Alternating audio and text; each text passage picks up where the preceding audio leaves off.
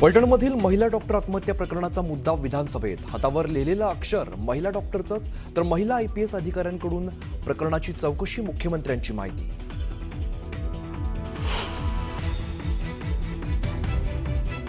फलटणमधील महिला डॉक्टरवर आरोपी बदनेने शारीरिक शोषण केल्याचं तपासातून समोर. संपूर्ण प्रकरणाचा डिजिटल पुराव्यांमार्फत तपास सुरू. कोणाचीही सुटका होणार नाही, मुख्यमंत्र्यांचं विधानसभेत आश्वासन.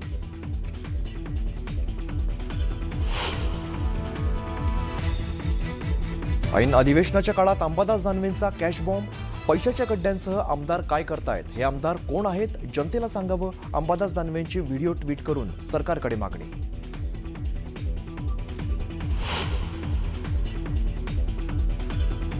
अंबादास दानवेंनी ट्विट केलेल्या व्हिडिओमध्ये सत्यता असेल तर त्यांनी सिद्ध करून दाखवावं. आरोप सिद्ध झाल्यास राजकारण सोडेन. महेंद्र दळवींचं अंबादास दानवेंना खुलं आव्हान.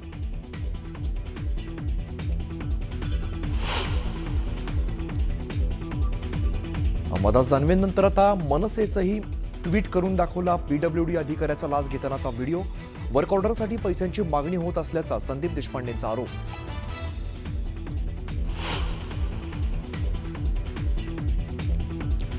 सरपंच संतोष देशमुखांच्या हत्येला 1 वर्ष पूर्ण. मुख्य आरोपी कृष्णा आंधळे अजूनही फरार. देशमुख कुटुंबीय अजूनही न्यायाच्या प्रतीक्षेत.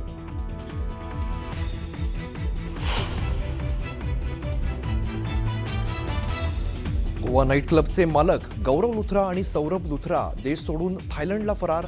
गोवा पोलिसांनी सीबीआयच्या माध्यमातून इंटरपोलकडे मागितली मदत, तर तिसरा भागीदार अजय गुप्ताचा शोध सुरू.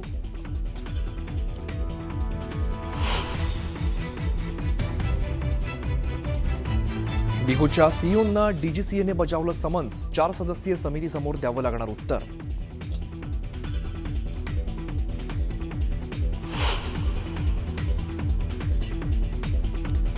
आणि जपानमध्ये 7.6 रिश्टर स्केल तीव्रतेचा भूकंप. भूकंपानंतर जपानमध्ये सुनामीचा इशारा.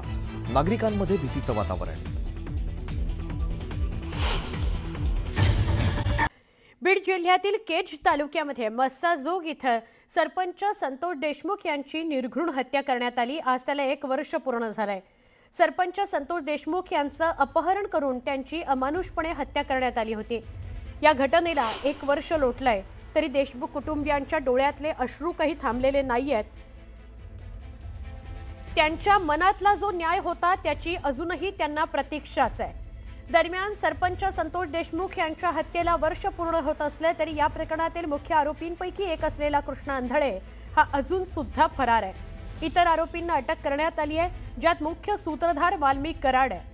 या क्रूर हत्येनं राज्यभर खळबळ उडवून दिली होती आणि या प्रकरणामुळे तत्कालीन मंत्री धनंजय मुंडे यांना राजीनामा सुद्धा द्यावा लागला होता. हे समोरचे जे आरोपी आहेत ते गडगंज संपत्तीवाले आहेत. नको तेवढा पैसा ह्या लोकांनी कमावलेला आहे.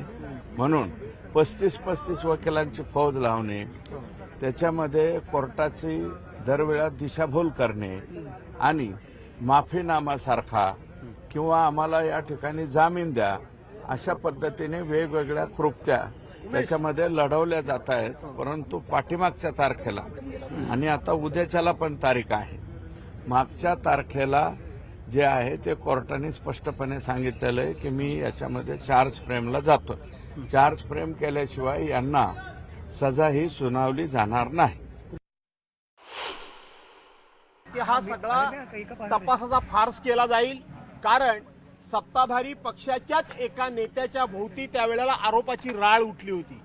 सत्ताधारी पक्षातल्याच मंत्र्याला याच प्रकरणामध्ये एकदा राजीनामा द्यावा लागला होता आणि ज्या वेळेला सत्ताधारी पक्षाच्या मंत्र्यांना राजीनामा देऊन त्यांच्या भोवती संशयाचं धुकं आणि संशय निर्माण झाला होता, त्याच दिवशी संतोष देशमुखांना न्याय मिळणार नाही, नैसर्गिक न्याय होणार नाही, सत्तेच्या दबावाखाली जे खुनी आहेत ते सुटतील, हे आम्ही तेव्हाच सांगितलं होतं. आणि म्हणून अजून कृष्णा आंधळे नावाचा आरोपी सुद्धा सापडलेला नाही.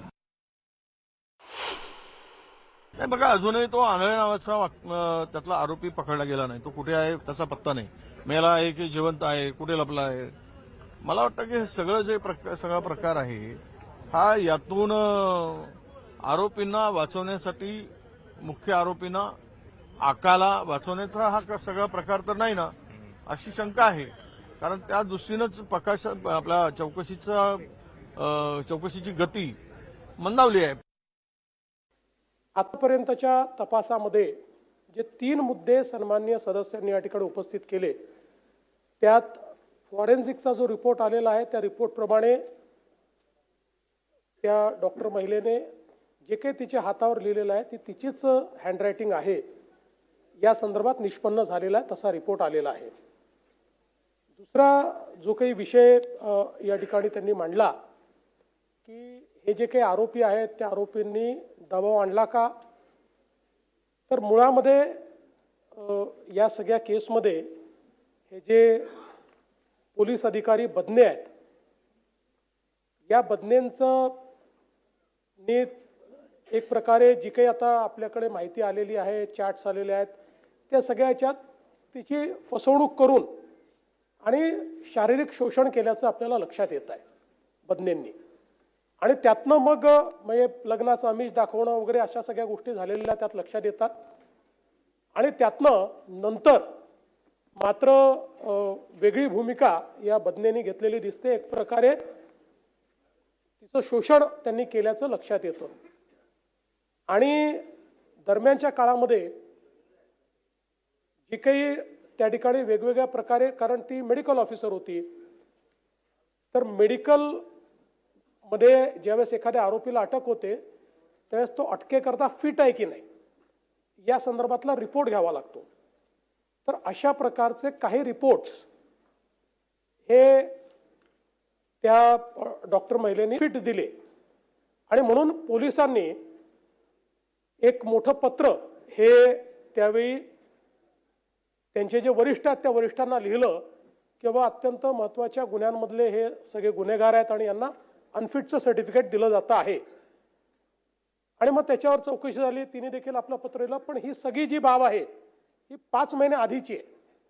आत्ता जे काही सुसाईड आपल्याला त्या ठिकाणी दिसत आहे त्यामध्ये एकीकडे बदनेनी केलेली फसवणूक आहे आणि दुसरीकडे त्या सगळ्या परिस्थितीचा फायदा घेऊन जो दुसरा आरोपी आहे त्या आरोपीनेही एक प्रकारे तिची फसवणूक केलेली आहे.